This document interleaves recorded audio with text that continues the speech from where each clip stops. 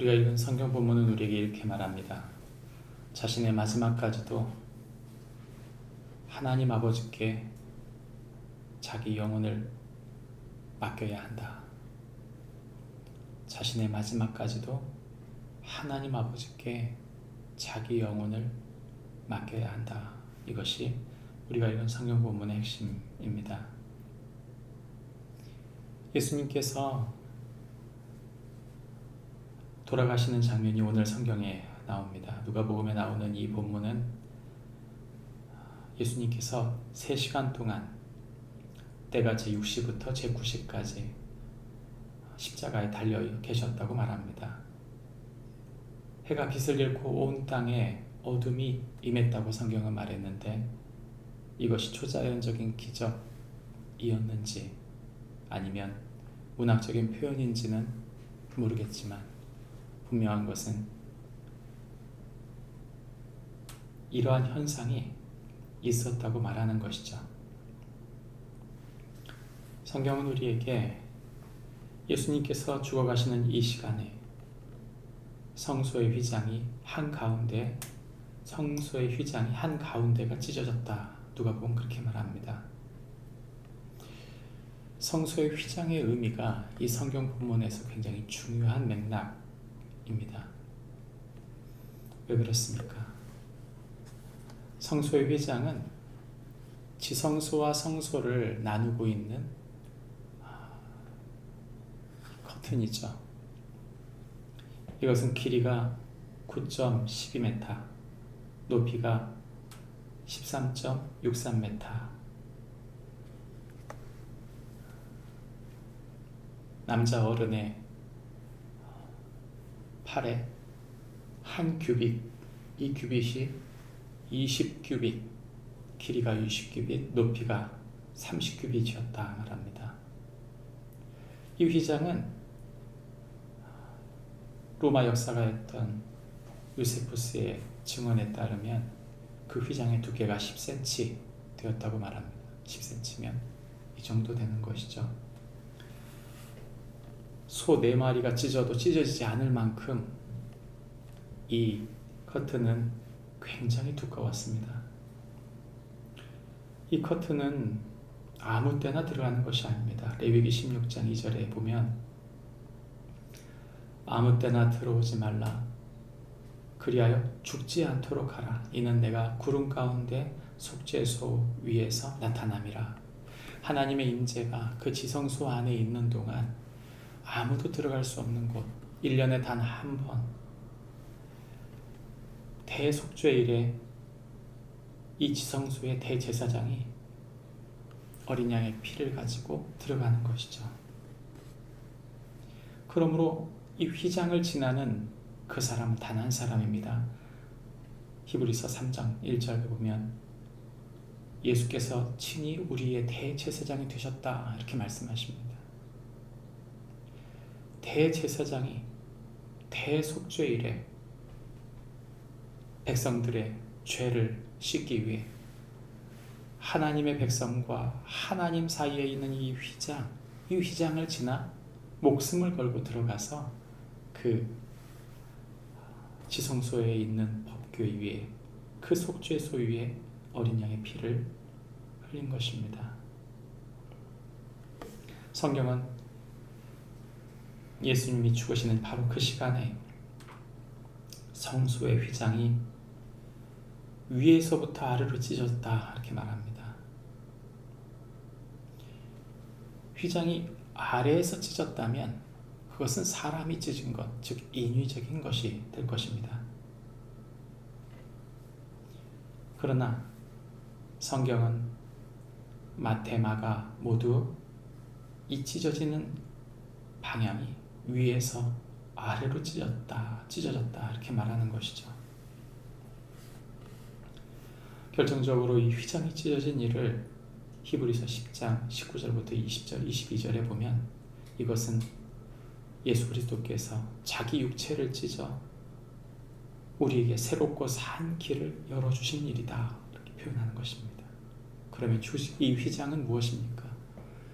이 휘장은 바로 예수 그리스도의 육체를 뜻하는 것이죠. 자기 자신을 희생함으로 하나님과 그의 백성 사이에 막혀있던 것을 찢고 길을 열어서 이제는 그 백성들에게 자유롭게 그 하나님께 나아갈 수 있는 새롭고 산 길을 여신 것이다. 성경은 그렇게 말합니다. 우리 모두가 예수 그리스도의 그 희생으로 인해 하나님께 나갈 수 있는 길이 열린, 새롭고 산 길이 열린 것이다. 히브리서 10장 19절과 22절은 그렇게 말해주고 있습니다. 예수님은 자신의 몸을 내어주시고 죽으실 때 울부짖으셨습니다. 아버지, 내 영혼을 아버지의 손에 부탁하나이다. 그리고 이 말씀을 하신 후에 숨지셨다 말씀하셨는데, 예수님께서 이 휘장이 찢어지는 그 이후에 이 고백을 하고 돌아가신 것, 이것은 사도행전에 나오는 스데반의 마지막 기도와 정확히 일치합니다. 누가복음에 나오는 그 기도, 아버지, 저들의 죄를 사하여 주십시오. 저들이 하는 일을 알지 못하고 있습니다. 그리고 아버지, 내 영혼을 아버지 손에 부탁합니다 라고 하는 이 기도는 바로 사도행전 7장 59절부터 60절에 나오는 스데반의 마지막 기도와 같습니다. 그리고 난 다음 아주 똑같이 일이 하나 벌어집니다. 그것은 우리가 읽은 성경 본문에 나오는 47절과 48절에 백부장이 그 된 모든 일을 보고 십자가에서 달리신 그 3시간, 그리고 그 죽음을 보고 난 다음 그는 하나님의 은총과 능력을 경험하고 나서 고백하는 것이죠. 이 사람은 정녕 의인이었도다. 그리고 그것을 구경하러 왔던 많은 사람들이 그 모든 된 것을 보고 가슴을 치면서 돌아갔다. 성경은 말합니다. 두려움과 양심의 가책을 받았다는 뜻입니다. 이 가책은 사도행전 2장 37절 말씀에 마음이 찔려 예수 그리스도의 이야기를 하는 동안 그들이 마음이 찔려 회개하고 하나님의 백성이 되었다는 것과 이어지게 됩니다. 마찬가지로 스데반이 죽었을 때 스데반이 죽음 앞에 그것을 본 사람들이 있었습니다. 그 안에는 마음이 찔려 가슴을 치는 일이 있었다. 결국 스데반의 죽음 이후에 회개하고 돌아온 사람이 있습니다. 그가 바로 사울입니다.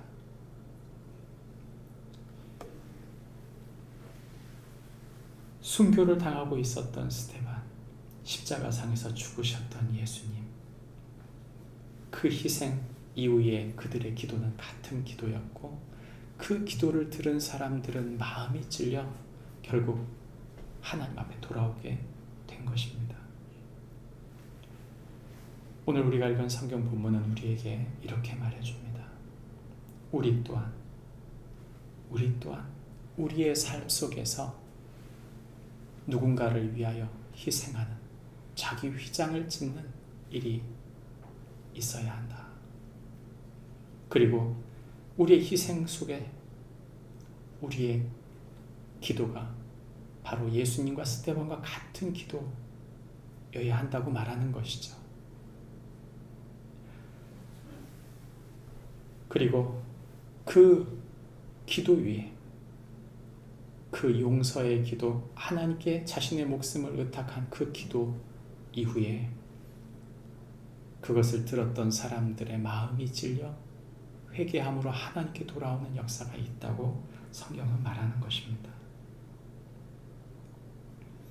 예수님께서 제사장으로 휘장이 찢어지듯 죽으셔서 새롭고 산 길을 여셨기 때문에 우리가 살고 있습니다.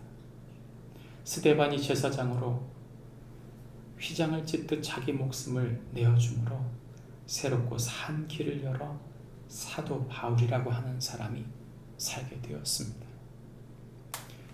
우리의 구원은 결코 아무런 값 없이 온 것이 아닙니다. 하나님께서 가장 사랑하신 당신의 아들이 자신의 육체 그 휘장을 찢어 죽으심으로 우리에게 새롭고 산 길을 열어 그 제사장의 죽음을 통해 우리가 생명을, 그 구원을 얻게 된 것이죠. 우리의 삶의 방식도 동일합니다. 우리가 잊혀질 수 있습니다. 우리가 예수님을 믿으면서 멀어질 수 있습니다. 우리가 예수님을 따르면서 사람들이 이것을 전혀, 우리의 희생을 전혀 모를 수 있습니다. 그 의미를 모른다 하여도 우리의 희생을 통해, 그리고 우리의 기도를 통해 그들의 마음을 주님께서 찢으시고 그 주님의 찔림을 주시는 그 일들을 통해 하나님의 구원의 역사가 그 십자가상에서 있었고 스데반의 죽음상에 있었고 그리고 우리의 삶 속에 나타나는 줄 믿습니다. 말씀을 맺겠습니다. 우리는 마지막까지도 하나님 아버지께 우리의 모든 것을 맡기는 사람들입니다. 한 알의 밀알이 땅에 썩어져 죽지 아니하면 많은 열매를 맺을 수 없다고 말씀하신 예수님의 이 말씀은 예수님의 삶을 통해, 그리고 성경에 나오는 믿음의 선진들을 통해, 그리고 이 땅을 사는 그리스도인들을 통해 나타나는 줄 믿고 믿음으로 우리에게 맡겨주신 십자가를 감당하고 주님 앞에 용서의 기도, 아버지 저들이 하는 일을 알지 못하기 때문에 그렇습니다. 사하여 주십시오. 아버지 내 영혼을 아버지 손에 의탁합니다. 기도하는 동안 하늘의 귀한 역사가, 구원의 역사가 우리의 삶에, 우리에게 주신 소중한 사람들 가운데 있기를 주님의 이름으로 축복합니다. 기도하겠습니다. 하나님 아버지 감사합니다. 우리를 불러주신 주님,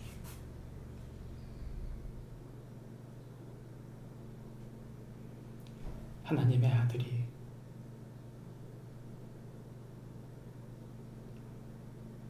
이 땅에 내려와 사람들과 같이 살았고 그리고 그 생명을 내어줌으로 그 무지한 자들, 예수님의 구속 앞에 단 하나도 알지 못했던 이들이 예수님을 비방하는 동안 예수님께서는 아버지 저들을 사하여 주옵소서, 저들이 하는 일을 알지 못하기 때문입니다. 기도할 뿐 아니라 휘장인 자신의 몸을 찢어 하나님과 사람들과의 관계를 여시고 새롭고 산 길을 여신 주님이 아버지 내 영혼을 아버지 손에 부탁하나이다 기도함으로 모든 것을 주님께 맡겨드린 줄 믿습니다. 우리의 삶이 그러하게 하여 주옵소서. 우리의 삶을 통해 주님이 일하여 주옵소서. 예수님 이름으로 기도합니다. 아멘. 하늘에 계신